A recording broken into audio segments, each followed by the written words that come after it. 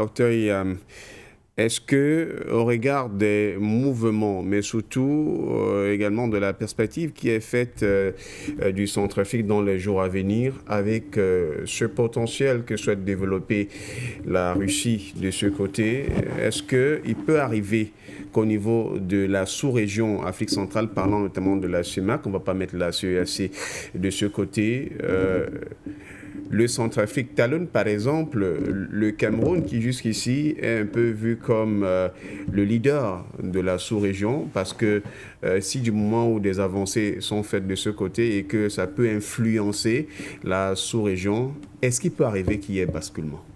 Basculement dans quel sens? Dans le sens où peut-être il y ait des pays comme le Centrafrique qui se retrouvent en pôle position sur le plan géopolitique au niveau de la sous-région. Non, les choses ne doivent pas être vues comme ça. C'est pas sûr, c'est pas de cette façon-là. Il y a énormément de paramètres qui font que le leadership régional de l'espace appelé Cameroun est un leadership extrêmement solide. Mais on aimerait qu'il soit plus productif, qu'il soit beaucoup plus actif, qu'il se décarcasse un peu et qu'il joue son rôle vraiment.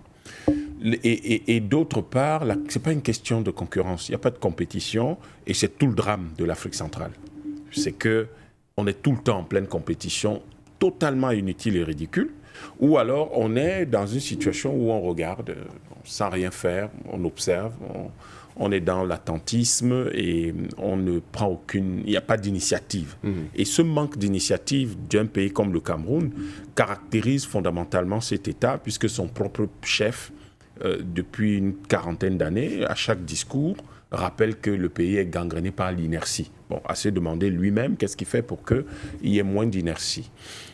Parce qu'à force de le répéter, c'est même peut-être ça la vraie inertie, puisque vous-même répétez la même chose au lieu de faire quelque chose de dire quelque chose de différent qui peut soulever le peuple, soulever les masses, soulever les initiatives, soulever les ressources humaines pour projeter le pays dans le futur. La question n'est pas celle-là, et la crainte n'est pas celle-là. La question est celle de la solidarité de la sous-région, est celle de l'intégration de la sous-région, est celle de la collaboration entre toutes les forces politiques et tous les États pour que les populations, pour que la sous-région devienne indépendante, pour qu'elle devienne souveraine et pour que les populations vivent mieux. Là, on a une opportunité extraordinaire. C'est-à-dire que quand je dis qu'il faut que les pays de la sous-région s'unissent, c'est en considération de beaucoup de choses. J'ai résumé énormément de choses dans cette phrase, mais je vais essayer de les présenter un peu. La première chose, c'est que si les pays, malheureusement, je l'espère, ceux qui dirigent le pays ou l'essentiel de ceux qui dirigent ces pays vont le comprendre, si tout le monde est d'accord que le franc CFA est un problème, mais travailler avec les Russes est une opportunité qui peut être utilisée, c'est une fenêtre, une perspective peut être utilisée pour sortir du franc CFA et commencer à faire autre chose. Les Russes, beaucoup de gens disent oui, mais la Russie ne veut pas investir en Afrique centrale, etc. Mais la Russie ne va pas venir investir pendant que vous avez une autre monnaie. C'est pour ça que l'une des raisons pour lesquelles elle est réticente à venir investir. Parce qu'investir dans la zone CFA, c'est d'une certaine manière participer au paiement de l'impôt colonial français. Pourquoi est-ce que la Russie viendrait permettre à la France de prélever un impôt colonial et prendre son argent pour que la France puisse prendre une partie? Ça, c'est des problèmes de fond. Et de cette manière-là, les relations, c'est l'une des raisons pour lesquelles les relations économiques entre la Russie et l'Afrique centrale traînent. Si la Russie vient exploiter du gaz ou du pétrole ici, ils essayent déjà un peu, mais bon, les volumes ne sont pas encore critiques, de faire un peu de business avec les Africains d'Afrique centrale. Et vous voyez qu'ils sont essentiellement, vous envoient un peu de blé, ils sont dans les dons, ils assistent sur le plan sécuritaire. Alors que, supposez que la Russie se retrouve avec 1 million de barils de pétrole à acheter ou à participer à la production d'1 million de barils de pétrole pendant que nous avons le franc CFA en Afrique centrale. Si le baril de pétrole, je dis, prenons le minimum, est à $50, ça fera 50 millions de dollars. Au nom de quoi la Russie va se mettre dans cette affaire-là pour quelque chose qui va rapporter 50 millions de dollars alors qu'en sous-main, c'est la France qui va en profiter? et que la France va en profiter en réalité parce qu'il y a le franc CFA. Pour quelle raison? C'est ça le problème de fond. Et c'est pour ça que je vous dis qu'il y a une fenêtre d'opportunité. Or, pour gérer ça, ce n'est pas en allant, le Centrafrique va de son côté, la Guinée équatoriale va de son côté, le Cameroun va de son côté. Nos pays sont des petits pays. Même le Cameroun qui a 30 millions d'habitants officiellement, c'est un petit pays à l'échelle mondiale. Et donc, la chose qu'il faut faire, c'est de se mettre ensemble. On a 90 millions d'habitants à peu près.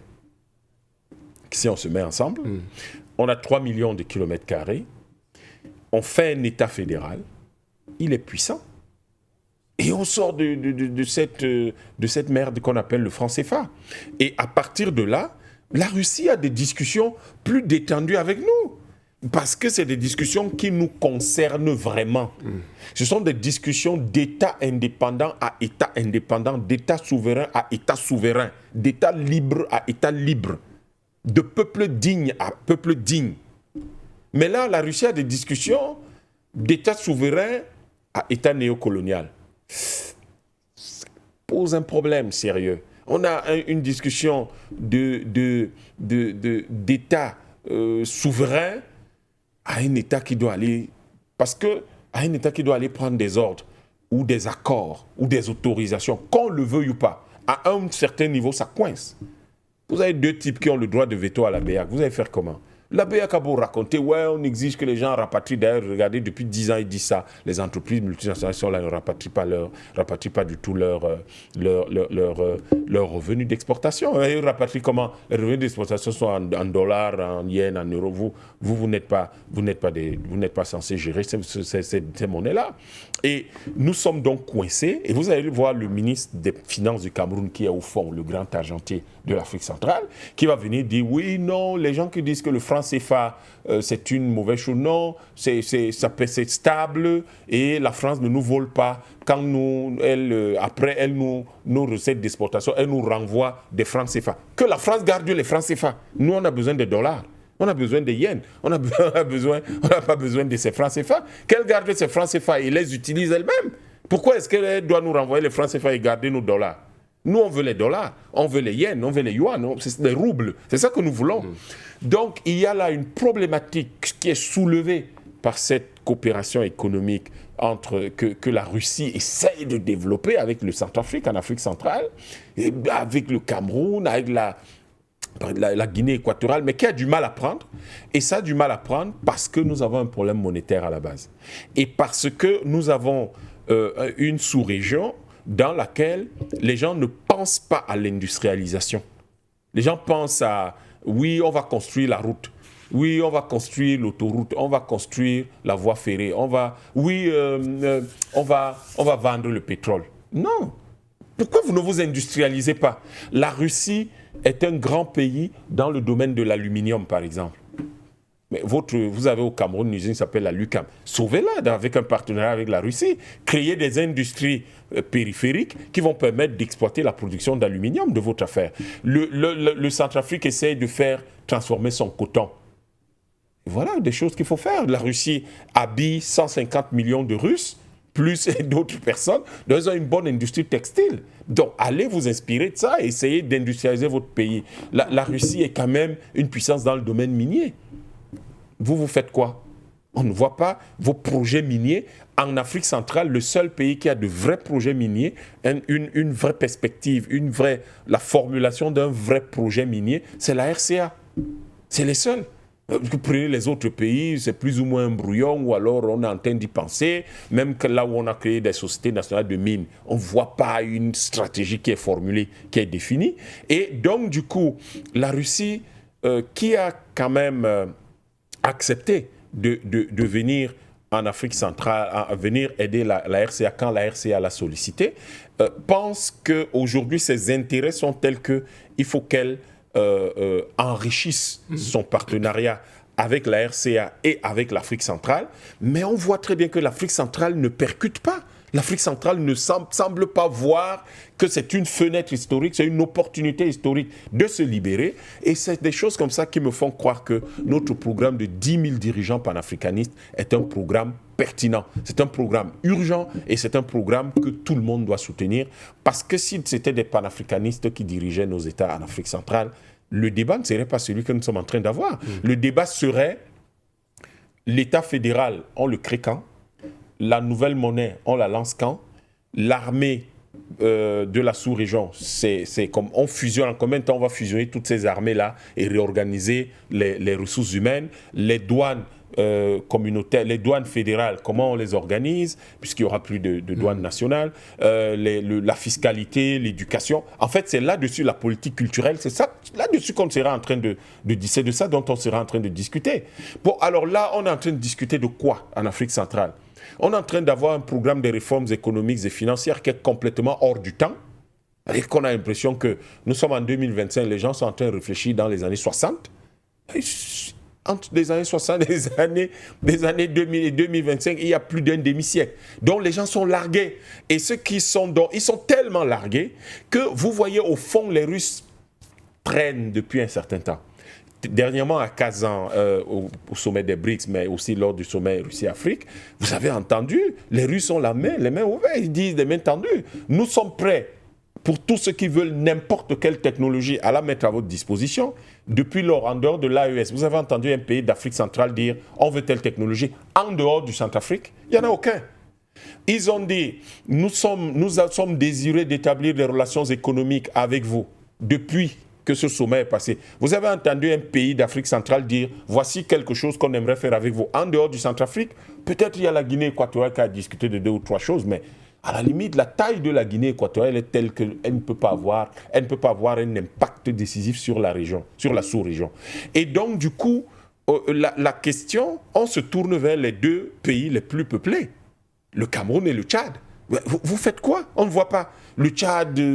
Bon, ils ont des questions internes qu'il faut régler. Le Cameroun semble être un pays relativement stable qui peut se permettre d'avoir une diplomatie ou, si vous voulez, une action internationale offensive. Mais on dirait que là-bas, c'est le sommeil total. On est à 2 heures du matin, tout le monde dort. Et donc, du coup, quand on voit le Centrafrique se débrouiller, c'est extrêmement... c'est encourageant. Et ça laisse croire que viendra un moment où tout le monde va se réveiller et peut-être alors la fameuse union de l'Afrique centrale se fera, et quand elle se fera, je peux vous l'assurer, quand cette union se fera, on ira très loin. Lorsque vous avez le vice-ministre russe qui arrive, qui veut asseoir des relations économiques avec l'Afrique, quand il va vous dire, pour que nous puissions investir tel ou tel montant, 2, 3, 4, peut-être 5 milliards, il nous faudra être assuré que vous avez 10 000 ingénieurs et techniciens que vous produisez chaque année. Vous allez les trouver où? Toute l'Afrique centrale produit combien d'ingénieurs par an? Vous allez les trouver où? C'est-à-dire que nous avons des fondamentaux qui n'existent pas. Parce que les gens dorment en Afrique centrale. Ils dorment, et ils dorment d'un sommeil tellement profond dans le franc CFA. On dirait que le franc CFA, c'est une sorte de drogue, une sorte de somnifère qui les a assommés et ils dorment. Et on est là, les gens ne se rendent pas compte des difficultés dans lesquelles nous sommes. Pour construire le pipeline Tchad-Cameroun, c'est les soudeurs philippins qui sont venus le faire. Est-ce qu'il n'y avait pas de soudeurs en Afrique centrale? De simples soudeurs, il n'y en avait pas.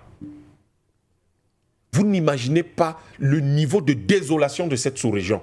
Elle fait mal et elle fait peur. Parce que vous êtes assis, vous fouillez, vous demandez mais combien d'ingénieurs ont produit dans notre sous-région chaque année? Dans quel domaine? Quel est le niveau de la qualité de la formation de ces gens-là? Quand vous commencez à fouiller, vous commencez à avoir peur. Vous regardez, vous reprenez les budgets de tous les pays de l'Afrique centrale. Vous les lisez ligne par ligne. Aucune industrie n'est prévue. Aucune. Même pas de simple centre de maintenance ou d'assemblage. Rien n'est prévu. Comment on peut développer une sous-région où la formation laisse à désirer? Et elle est faible, elle est peu financée, où vous n'avez pas de projet d'usine donc pour produire des biens et des services, où vous n'avez rien du tout. Vous avez un programme de réformes économiques et financières, il n'y a aucune usine qui est prévue. Aucune usine.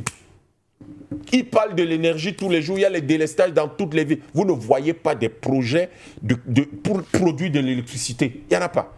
Les gens vous disent, ils savent qu'il faut faire la voie ferrée entre Bangui et Douala, entre Douala et N'Djamena, Congo, au moins et aller jusqu'à Brazzaville pour pouvoir passer à Kinshasa un jour s'il y a le pont, et puis voir comment on va vers Calabar et peut-être Kano, Maïdougouri dans le nord, donc pour relier toute l'Afrique centrale avec le Nigeria.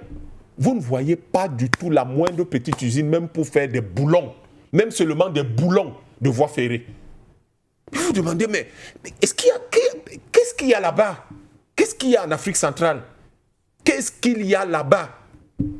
Quelle est cette espèce de sommeil qu'il y a en Afrique centrale qui fait que vous vous demandez, mais les seules choses que ces gens-là savent fabriquer, c'est quoi finalement?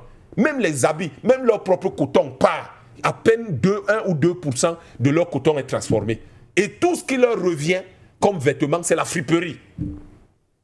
C'est-à-dire qu'un pays dans lequel les gens n'ont même pas la fierté de dire « je porte un vêtement neuf fait avec mon propre coton ». Tout le monde passe son temps à s'habiller en friperie, on est content. Les femmes portent des sortes comment vous appelez ça, de serviettes hygiéniques avec du plastique, du papier journal recyclé. C'est-à-dire que les gens, vous demandez, ces gars qui aiment tant les femmes, ils ne peuvent même pas s'assurer que leurs femmes ont une certaine hygiène de vie, ont une certaine qualité de vie et ils ont plein de coton, mais ils devraient faire des serviettes hygiéniques avec ça. En fait, vous avez un problème sérieux en Afrique centrale. Il faut que les gens se réveillent, bon Dieu. Et là, vous me donnez l'occasion quand même de dire quelque chose qui agace. Le vice-ministre, comment on peut se permettre, dans un contexte géopolitique comme celui-ci, où l'Europe, vous voyez très bien que le monde est en train de se réorganiser, de se reconfigurer. Les Américains et les Russes sont en train de négocier un certain nombre de choses qui vont faire que l'Europe va devenir encore plus naine sur le plan géopolitique. Et donc, aura de moins en moins d'espace pour pouvoir nous écraser. Dans ce contexte-là, vous avez 6 chefs d'État en Afrique centrale qui ne sont pas capables de s'asseoir et de faire sortir la sous-région du franc CFA, d'organiser la formation des ingénieurs, des techniciens, d'organiser et de faire des projections en termes d'infrastructures et en termes d'usines, des exploitations agricoles qui vont permettre au pays de connaître l'autosuffisance alimentaire, sauf que pour avoir l'autosuffisance alimentaire, vous devez avoir des usines d'engrais, vous devez avoir des usines de machines agricoles, vous devez avoir le stockage qui est la première étape de l'industrie, vous devez avoir des centres de stockage, c'est-à-dire que même dans nos traditions africaines, il y avait les greniers.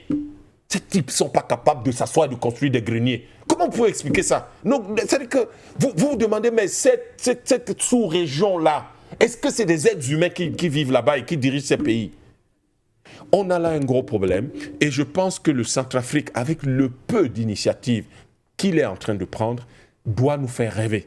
Est quelque chose qui nous permet de dire, ok, il y a quand même de l'espoir, mais on sait que dans un mouchoir comme celui-là, ça va être compliqué. Alors que si on avait la serviette de la table bien dressée de toute l'Afrique centrale, on ferait des choses extraordinaires. Et puis de grâce, s'il vous plaît, chef d'État de l'Afrique centrale, purée, sortez-nous de ce franc CFA. Arrêtons de jouer les marionnettes, ce sont des êtres humains.